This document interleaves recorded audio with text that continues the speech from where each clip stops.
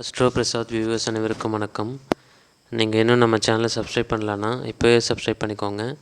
பக்கத்தில் இருக்கிற பெல் பட்டனையும் ப்ரெஸ் பண்ணி ஆல்னு செட் பண்ணி வச்சுக்கோங்க. அப்போ தான் நான் போட போகிற ஒரு வீடியோ உங்களால் ஈஸியாக பார்க்க முடியும். இந்த வீடியோவில் நம்ம என்ன பார்க்க போகிறோம் அப்படின்னு பார்த்திங்கன்னா, தனுசு ராசிக்கு 2026ஆம் வருடம் எப்படி இருக்கும் அப்படின்றத பற்றி நம்ம இந்த வீடியோவில் பார்க்கலாம். முதல்ல தனுசு ராசி நேயர்கள் அனைவருக்கும் இனிய புத்தாண்டு நல்வாழ்த்துக்கள். Advance happy new year. இந்த வருடம் உங்களுக்கு எப்படி இருக்கும் அப்படின்னா, இந்த வருடாந்திர கிரகங்கள்னு சொல்லக்கூடிய ஒரு சில கிரகங்களை வச்சு நம்ம இந்த ஒரு சில முடிவுக்கு வரலாம். அதுலேயும் முக்கியமான ஒரு ட்விஸ்ட்டு ஒன்று இருக்குது, அதை நான் சொல்கிறேன்.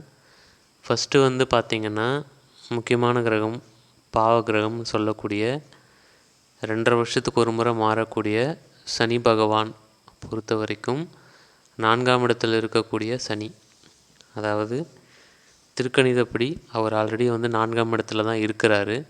அந்த 4ஆம் இடத்துல இருக்கக்கூடிய சனி அப்படியே 2026 முழுக்க 4ஆம் இடத்துல கேந்திர ஸ்தானத்தில், அதாவது உங்கள் ராசிக்கு தனுசு ராசிக்கு கேந்திர ஸ்தானத்தில் தான் இருக்கிறாரு தவிர்த்து அவர் எந்த மாற்றமும் அடையலை. வக்ரம் அதிசாரம் அதெல்லாம் தவிர்த்து மற்றபடி அவர் 4ஆம் இடத்துல தான் இருக்கிறார். மற்றபடி அவர் 5ஆம் இடத்துக்கும் போகலை, 3ஆம் இடத்துலையும் இல்லை.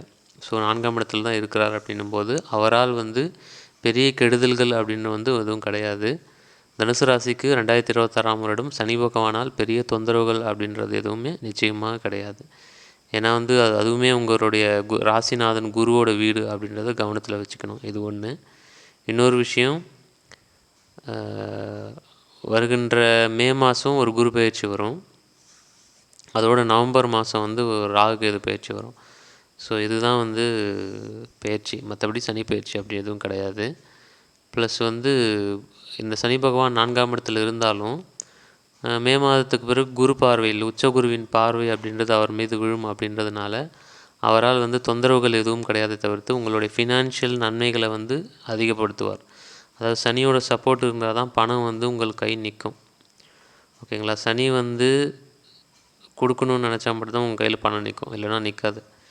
நீங்கள் பணம் சம்பாதிச்சாலுமே பார்த்திங்கன்னா சனி உங்கள் ஜாதகத்தில் சப்போர்ட்டிவாக இருந்தால் மட்டும்தான் அந்த பணம் உங்களால் சேமித்து வைக்க முடியும்.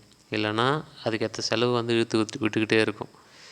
அதாவது பணம் வர்றதும் தெரியாது, போகிறதும் தெரியாது. ஏதாவது ஹாஸ்பிட்டல் செலவு அந்த மாதிரி ஏதாவது வந்துகிட்டே இருக்கும். ஸோ இப்போ சனி இந்த 2026ஆம் வருடம் சாதகமாக இருக்கிற காரணத்தினால் குருவோட வீட்டில் உச்சகுருவோட பார்வையில் சாதகமாக இருக்கிற காரணத்தினால் நிச்சயமாக 2026ஆம் வருடம் சனி பகவானோட முழு அனுகிரகம் தனுசு ராசிக்கு நிச்சயமாக உண்டு. இது ஒன்று. அடுத்தது நான் சொல்லக்கூடிய நவம்பர் மாதம் நடக்கக்கூடிய ராகு கேது பயிற்சி. ஸோ இந்த ராகு கேது பயிற்சி நவம்பர் மாதம் வரைக்கும் இந்த 3ஆம் இடத்தில் ராகு 9ஆம் இடத்தில் இருக்கிற கேது தான், எந்த மாற்றமும் கிடையாது, அது அப்படியே தான் இருக்குது. ஸோ அதனாலேயும் உங்களுக்கு பெரிய கெடுதல்கள் எதுவும் கிடையாது. 3இல் ராகு 9இல் கேதுவுமே உங்களுக்கு ஃபேவரபுள் தான். ஸோ எப்பயுமே நான் ஆல்ரெடி சொல்லியிருக்கேன், அதிபத்திய ரீதியாக பாவகிரகங்கள் ராகுவோ சனியோ பார்த்திங்கன்னா உங்களுக்கு 3, 6, 10, 11 இருக்கிறாங்க அப்படின்னாவே அது ஃபுல் சப்போர்ட் தான். அதனால் உங்களுக்கு கெடுதல்கள் நிச்சயமாக கிடையாது. ஸோ அப்போ சனியும் பிரச்சனை இல்லை, ராகுவும் பிரச்சனை இல்லை. அது அங்கங்கே ஃபுல் சப்போர்ட்டில் தான் இருக்குது. மற்றபடி ஒரு மாதமும் ஒரு கிரகமும் மாறிக்கிட்டே வரும். ஓகேங்களா? அந்த சூரிய பகவான், செவ்வாய் பகவான், சுக்கிர பகவான், புதன் பகவான் இவங்கெல்லாம் வழக்கம் போல் ஒரு மாதமும் ஒரு இடத்துல மாறிட்டே வருவாங்க. அப்படின்னும்போது அவர்களால் அந்தந்த மாத பலன்களில் ஒரு சில சேஞ்சஸ் இருக்குமே தவிர்த்து பெரிய மாற்றங்களை உங்களுக்கு செய்துவிட முடியாது. ஸோ இப்போ இதில் என்ன அப்படின்னு ஒரு முக்கியமான ட்விஸ்ட் என்ன அப்படின்னா, நான் ஆல்ரெடி வீடியோவோட ஆரம்பத்தில் நான் சொல்லியிருந்தேன், குரு பகவான், அதாவது உங்கள் ராசிநாதனாகிய குரு பகவான் உங்களுக்கு பிரச்சனைக்குள்ளே என்ட்ராகும்போது எந்த இடத்துல இருந்தாரோ அதே இடத்துக்கு இப்போ மறுபடியும் வந்திருக்கிறார். அதை முடித்து வைக்க வந்திருக்கிறார். அதாவது 2014 தான் உங்களுடைய சேஞ்சஸ், அதாவது ஒரு நல்ல நிலைமையில் நீங்கள் இருந்தீங்க.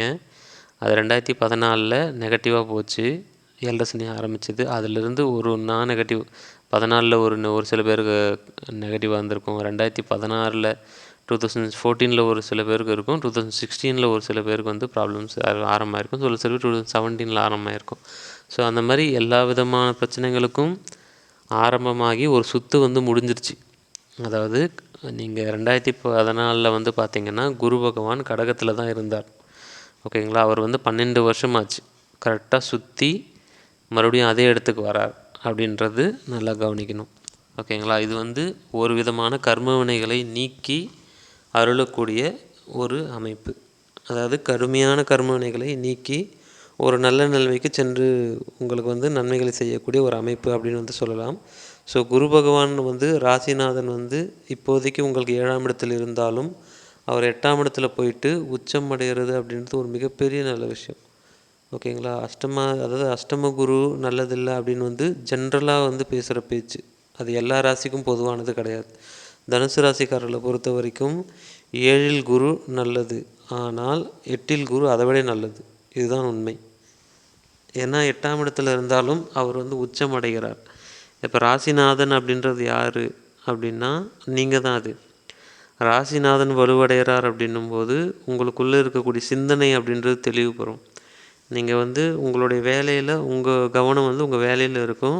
உங்களுடைய வேலை வந்து ரொம்ப முக்கியமாக இருக்கும். சிந்தனை தெளிவு பெறும். உங்கள் வேலையில் நீங்கள் கரெக்டாக இருப்பீங்க.